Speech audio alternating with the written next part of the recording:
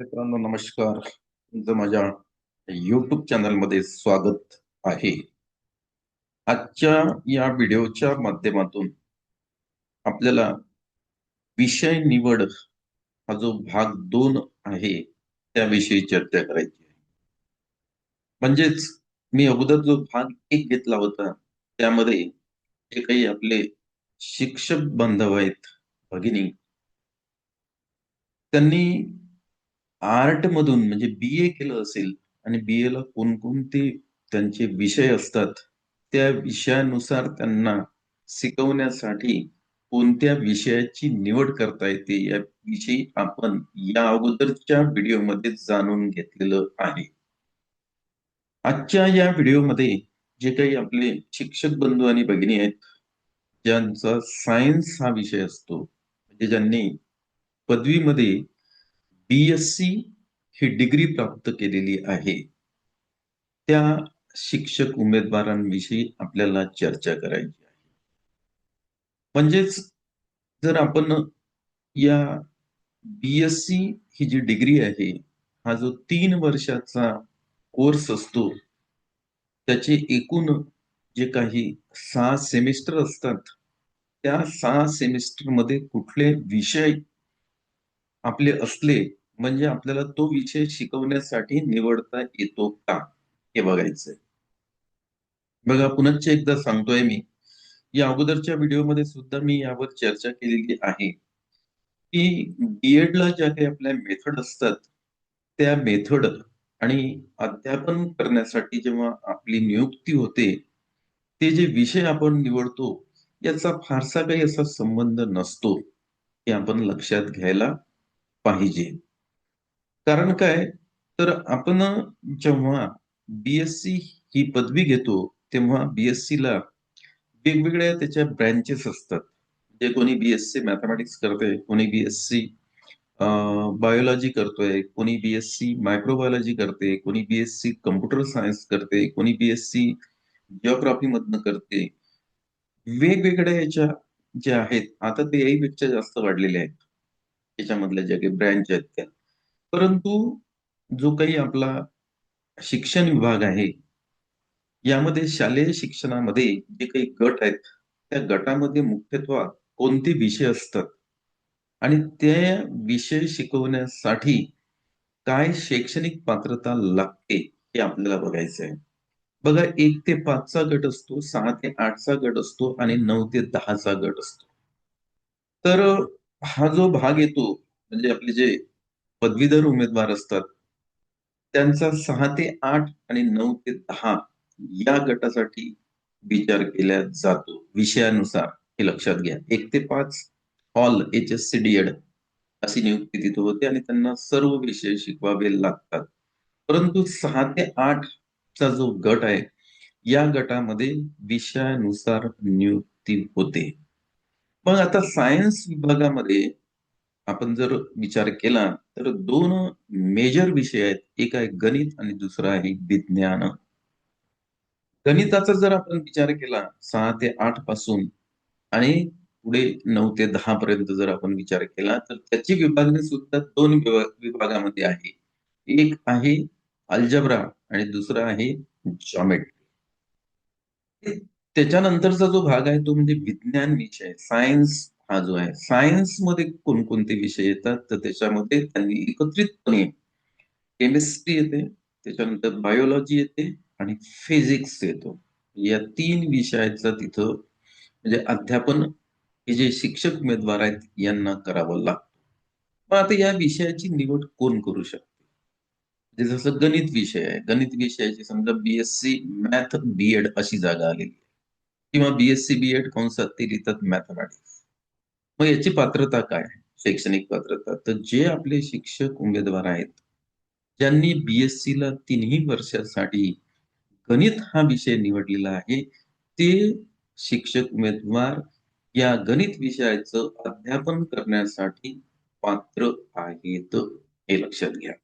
म्हणजे जेव्हा तुम्ही बी-एससी करता, तेव्हा एक मेजर विषय असतो त्याच्यामध्ये आणि बाकीचे हे जे विषय असतात, ते मायनर असतात, हे लक्षात घ्या.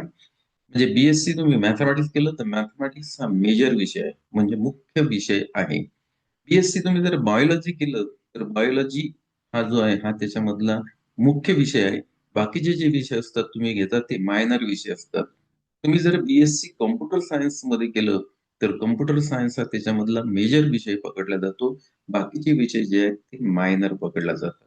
परंतु तुम्हाला मायनर विषय सुद्धा निवडीचा अधिकार आहे. तो विषय तिन्ही वर्ष तुम्ही त्या विषयामध्ये शिक्षण घेतलेलं पाहिजे. म्हणजे तो विषय जो आहे तो तिन्ही वर्षासाठी 6ही सेमेस्टरसाठी असायला पाहिजे. कारण काही असे विषय असतात या बीएससी मध्ये की ते फक्त फर्स्ट इयरला आहेत आणि त्यानंतर सेकंड इयर आणि थर्ड इयरला ते नसतात. उदाहरणार्थ आपण जर लँग्वेज घेतलं तर मराठी आणि इंग्लिश हे बीएससी वाल्यांना फक्त प्रथम वर्षाला असतात. द्वितीय आणि तृतीय वर्षाला हे विषय नसतात.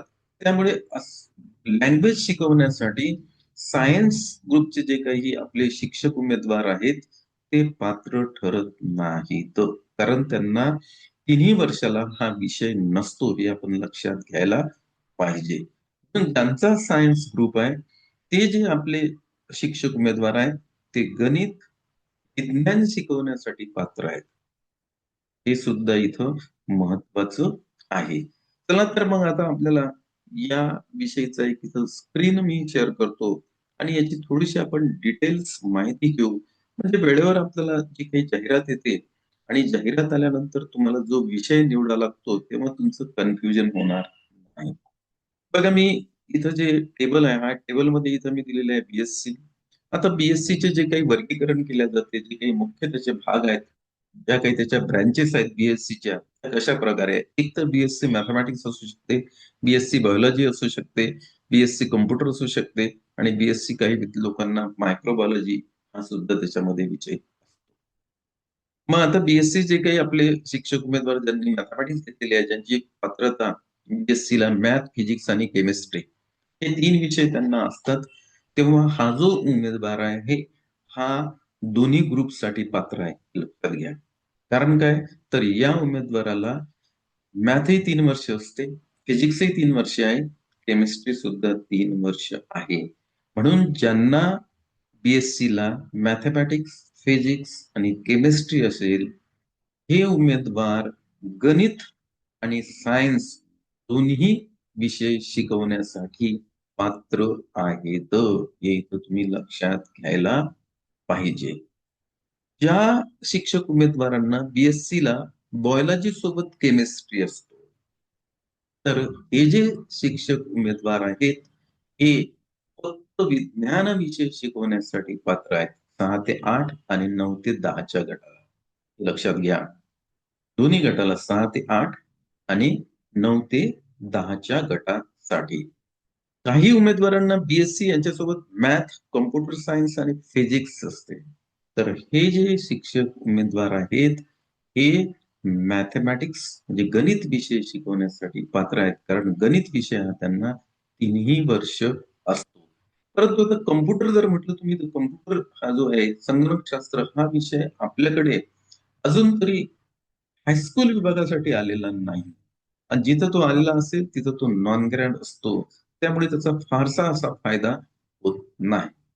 पुढे बीएससी आता मायक्रोबायोलॉजी आहे आणि त्याच्यासोबत जर त्यांना केमिस्ट्री हा विषय असेल तर हे उमेदवार सुद्धा बायोलॉजी विषय जो असतो 6 ते 8च्या गटाला आणि 9 ते 10च्या गटाला शिकवण्यासाठी पात्र आहेत. म्हणून जेव्हा पवित्र पोर्टलवर मित्रहो जाहिराती येतील तेव्हा विषय कसा निवडायचा हा मुख्य प्रश्न असतो. बरेचसे शिक्षक उमेदवार आपल्याला कमेंट्स करून सुद्धा विचारतात माझे हे विषय आहेत मी कुठला विषय शिकवण्यासाठी निवडायचा. तर मी त्याची जी विभागणी आहे ती 4 भागामध्ये केलेली आहे. एक तर BSc mathematics, BSc biology, BSc computer science आणि बीएससी मायक्रोबायोलॉजी. आणि बाकीचे जे आहेत त्यांना जर एखादा याच्यापैकी जर मेजर विषय असेल तर ते तो विषय अध्यापन करण्यासाठी पात्र असतात हे आपण लक्षात घ्यायला पाहिजे. कारण 6 ते 8चा गट आणि 9 ते 10चा गट इथं तुम्हाला पदवी, बीएड, व्यावसायिक मध्ये और डीएड कारण 6 ते 8च्या गटासाठी पदवी बीएड, पदवी बीएड म्हणजे तुम्हाला शैक्षणिक पात्रता जी आहे ती पदवी तिथं कंपल्सरी त्यांनी केलेली आहे. तुमचं ग्रॅज्युएशन असायला पाहिजे. पण त्यांनी व्यावसायिक पात्रतेमध्ये विकल्प दिलेला आहे. तर त्यांनी एकतर बीएडही चालेल किंवा डीएड सुद्धा चालते 6 ते 8च्या गटाला. लक्षात घ्या. परंतु 9 आणि 10चा जो गट आहे, इथं पदवी बीएडच पाहिजे.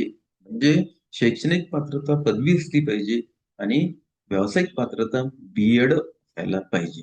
याचा अर्थ असा होत नाही, की मग एखादा आपला जो शिक्षक उमेदवार आहे तो पीजी झालेला आहे. समजा तो एमएससी मॅथमॅटिक्स बीएड आहे. हा सुद्धा शिक्षक उमेदवार 9 आणि 10 या गटासाठी पात्र आहे. कारण त्याला बीएससी लाही मॅथमॅटिक्स आहे आणि एमएससी लाही मॅथमॅटिक्स आहे. काही आपले शिक्षक उमेदवार एमएससी फिजिक्स झालेले असतात, परंतु त्यांना बीएससी ला मॅथमॅटिक्स प्लस फिजिक्स असे दोन्ही विषय असतात. ते सुद्धा 9 ते 10च्या गटाला शिकवण्यासाठी पात्र आहेत. हे आपण लक्षात घ्या. काही आपले शिक्षक उमेदवार एमएससी केमिस्ट्री आणि बीएड झालेले असतात.